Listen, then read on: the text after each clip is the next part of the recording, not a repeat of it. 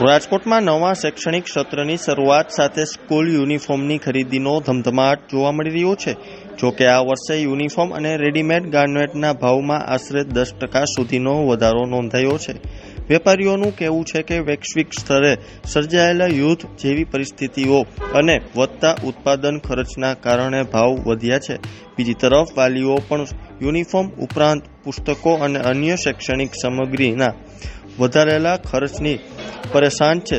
School યુનિફોર્મની season વચ્ચે વેપારીઓ અને ગ્રાહકો બંને પોતાની સમસ્યાઓ રજૂ કરી રહ્યા છે.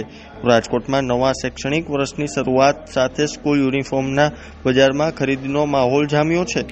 પરંતુ આ વર્ષે યુનિફોર્મની ખરીદતા વાલીઓના કિસ્સા પર વધારાનો બોજ પડતો જોવા મળી રહ્યો છે. તો ત્યારે જુઓ અમારો ખાસ અહેવાલ. છોકરાની શોપિંગ કરવા આવ્યો છું, પ્લે હાઉસમાં છે અને બૂટ મોજા અને સ્કૂલ યુનિફોર્મ લીધેલું છે.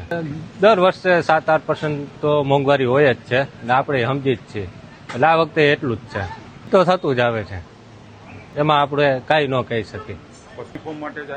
ના બધામાં વધે છે ને હવે તો. અમે મોસ્ટ ઓફ એટલું જ છે, 10-12% વધારો છે. સરકારને એટલું જ કહી કે મોંઘવારીમાં થોડુંક કંટ્રોલ કરે તો અમે આમાં કંટ્રોલ કરી શકીએ. ફીસમાં હજી એમાંય 12-15% વધારો થયો છે.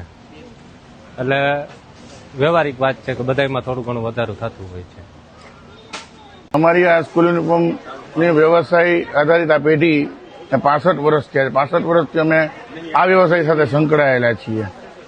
એટલે યુદ્ધની જે પરિસ્થિતિ છે, જે તમામ પ્રોડક્ટને અફેક્ટ કરે છે, ચાહે ઘર વખરીની હોય કે સ્કૂલ યુનિફોર્મ હોય, એમાં કોઈ વસ્તુ બાકાત નથી રહી. આ પોઝિશનને કારણે આ વર્ષે લગભગ 7% જેવો વધારો સ્કૂલ યુનિફોર્મથી માંડીને દરેક પ્રોડક્ટમાં આવેલો છે. લોકોને આશ્ચર્યની વાત છે, લોકોને બહુ કંઈ ફરક નથી પડતો. અને હવે જે સ્કૂલ યુનિફોર્મની જે સિઝન કહી શકાય, જે પહેલા વર્ષો પહેલા આજથી 15 વર્ષ પહેલાની વાત કરું તો ત્યાં સુધી 2 મહિના સુધી ચાલતી હતી. હવે બહુ ટૂંકી થઈ ગઈ, કારણ કે હરીફાઈ ખૂબ વધી ગઈ. હવે ત્યારે એવું હતું કે ઘણી ગાંઠી યુનિફોર્મની આ દુકાનો હતી રાજકોટમાં. આજે શેરીએ ગલીએ થઈ ગઈ. એટલે જે 2 મહિના ચાલતી સિઝન છે એ માત્ર 10 દિવસ પૂરતી મર્યાદિત રહી ગઈ. અમારે તો અમારી પૂરતી તૈયારી રાખવી જ પડે. વાલીઓ ક્યાં જશે એ ખબર ન હોય, અને છેલ્લી ઘડીએ જો અમારી પાસે ન મળે તો એ લોકો આવી થઈ જાય કે તમે કેમ નથી રાખતા. બાકી હવે વસ્તુ એવી છે કે જે મેં વાત કરી, હરીફાઈ ખૂબ જ વધી ગઈ છે. અને લગભગ શેરીએ કોઈ પણ દરજી છે એ પણ આ 1 મહિના માટે આ ધંધો કરવા માંગતો હોય છે.